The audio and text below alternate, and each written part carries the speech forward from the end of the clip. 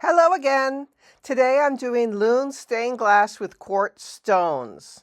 And I just love loons. And at the bottom I wrote love loons for life out of wire. And I'll show you later how I did that. So I started off with a photograph of a loon, the size that I wanted to use for my project. Now I'm not actually going to do the reflection part, so I'm just doing the top. And I'm using this to know where I want to place my quartz stones.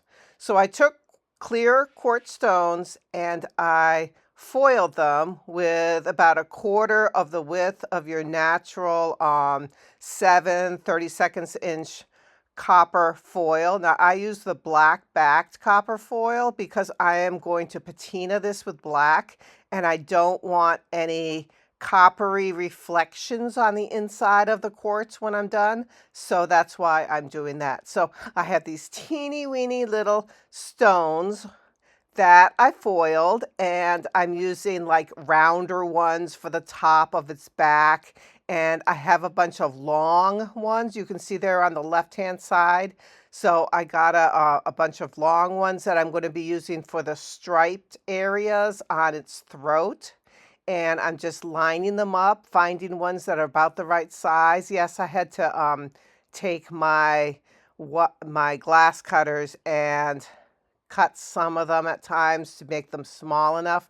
But as you can see, it was a nice assortment, and I could find the ones that I want to line up where I want them to go. And I'm actually doing this right on the paper. So actually, I'm only soldering, at the top of it. I'm not like letting the solder blend through so that it sticks to the paper. And as you can see right now, I used a piece of paper and made a pattern and cut out a transparent white piece for the throat there.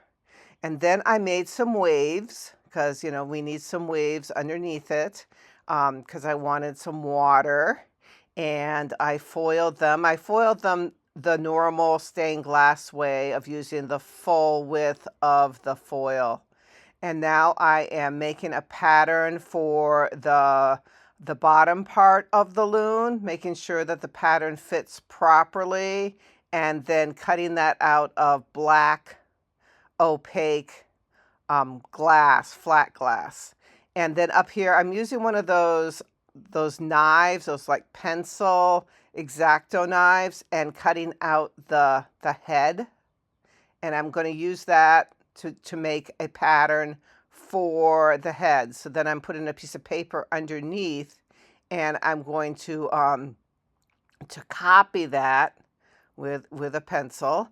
And then because I didn't want to have the whole thing one solid piece of black for the head, so I'm figuring out what I can do to have a couple different pieces. And I also wanted a couple different pieces because I wanted the eye. And so I had to cut it somehow so that I would have a space for the eye. And then I'm filling in and soldering areas and attaching the piece of glass. Now that's for the beak. And I did that in kind of a lighter gray because you want to have some variety. You don't want to have it all the same color black because it won't show. Now that was a piece of wire that I added at the top. That's just to kind of hold them together. And then I used kind of a stripy textured black glass for the throat. And I'm foiling that again normally with a full width of your 7/32 inch foil. And then I'm setting that in where it goes.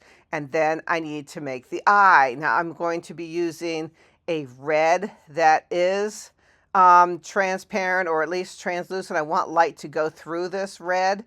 I don't want it completely solid. So I'm finding a piece of red glass for the eye. And I have to use the grinder often on, or you can use one of your saws to cut it out. But you want it to fit perfectly, and there it goes. It looks great. I'm going to foil it and then plop it back in. And then what I did for that little space of above the eye there is I just filled it with solder. Now remember, the rest of it's going to be opaque. So it's okay for this project to have areas that are filled with solder because like it's going to be opaque anyway. And once I patina it, it's all going to be black. So it's okay to have like a space there. I'm not going to cut a teeny piece of glass there because it's going to look the same no matter what. So yeah, I'm just going to fill that up, and I'm using like little scraps of solder. And there we go. So that's the head. And now we got to finish that piece that I cut, that I made a pattern for the bottom of the loon, and cut it out and make sure it fits. And then when I did cut the glass, it ended up breaking in half, so I ended up having to use a couple pieces, which is okay, especially in a situation like this, because it's going to end up being completely black anyway, so it doesn't, see right now I'm just like nipping away, nip, nip, nip, nip, nip, making those pieces. And I'm sorry it's out of the camera, but anyway, so, and then I had to grind them, so it ended up being perfectly aligned. I think maybe I had to make another pattern. So yeah, sometimes one pattern won't work, and I actually use that, I use sticky paper, which is really nice because if you use sticky paper, you can just stick it right on the glass and you can tell if you are in fact you know, making the right size. Yeah, so that, as you can see, I had a couple different pieces, which is fine because it's going to look good when it's done. So then I had to take it out and foil it, plop them back in. There they go. And then solder them in place. So there's my loon, and I have some waves there that I'm going to be working on to put underneath the loon. Now what I did for this was on paper, I drew out the words "Love Loons for Life," just like I want them to be. And then I use 18 gauge or around that thickness. It could be a little bit thinner, but you don't want it too thin. This might have actually been a little bit thinner than that for the smaller letters. You want to use wire that you can manipulate, but if it's too thin, then you're going to end up with not being able to read the words. So, and then I use lots and lots and lots of push pins to hold it in place while I was doing the twisties around the different words. Then yeah, I did it in cursive because, you know, I had to link all the letters together. And then I'm slowly taking them apart as I solder along one letter at a time. And solder, solder, solder, solder, solder, hold them all together. And it's okay to have some thickness to them because when you're making it, because you know, you want to be able to read the words.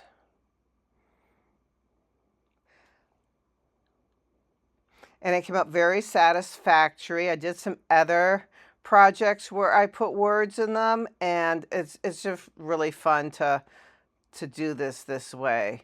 I actually backed this whole area with a piece of clear glass, or pretty much clear, because you know, you want to be able to see the words, but you probably want to have some kind of structure to hold them together.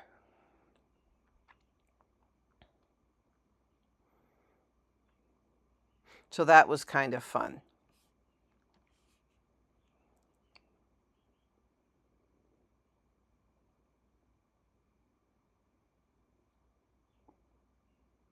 I do have a video on how to make the boards one might use to build something like this on, because you want to have a nice sturdy foam or you know, different kind of, even cardboard would work. You want to have some kind of board to put it in where you can stick your pins into. So you can see I drew out what I wanted originally. And I did tin the whole thing when I was done because I'm going to patina this with black patina, and black patina won't stick to the copper. Now, if you wanted to end up having it the copper color, then you don't have to worry about it because the patina will be pretty similar to the color of the copper wire. So that's where I had it. And then as you can see, I attached it at the top and the bottom to my frame. Now I need to do the glass behind the loon. So again, I used a piece of paper and drew out what I needed. And then with that, use that to trace a piece of transparent glass. I used 3 different textures of glass for my background. And you have to have the seams somewhere, okay? They don't have to be like in line with the beak like I did that one, but you have to, you probably, unless you're going to use your ring saw to cut out the glass out of one piece, you're going to have some kind of seams because you're not going to be able to cut that out with just a normal, just a knife because it'll crack somewhere. So if you're using just your glass, not a knife, but your glass cutter. And I am soldering all the seams, as you can see, and they came out nice and smooth. That looked really nice, and I have all my waves, and I had some little lilies at the bottom, some water lilies. So that was the color that I had because it kind of goes with his eye, so that kind of looked nice. And let me get my last piece of glass in there. So I drew out the last piece that I needed, and I cut that out of a different types of texture. And sometimes you have to like take your piece in and out a few times of your, you know, setting it in to make sure it's going to fit, and then take it back to your grinder and grind here and there to make it fit perfectly. You know, that happens. Sometimes the first time you cut it out, it's not perfect, and then you have to adjust a little bit. And then when you think it's going to fit perfectly, you would then foil it and then, of course, flux it and solder it in place.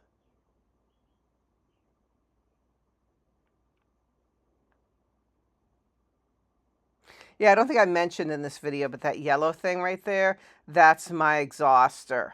So that actually sucks all the fumes, and it actually, at the back of it, I attached a hose, like a dryer hose, and it goes out my window. So that was really handy because it sucks everything out. Now this is the back of my project. I turned it over, and I am now going to solder the whole back side of my glass. This will give the person that I'm giving this to the opportunity to hang it where someone might see the other side of the hanging, and also it helps strengthen it. So I would suggest always doing the back side of anything that you make, because, well, the strength alone is a really good reason, because you need all the strength you can have, because the glass itself is very breakable. You don't want the solder joints also to be very breakable, so it'll help hold it all together if you back solder it. And it doesn't take that long. You just put flux on everything and then just move your solder along, and it'll look great.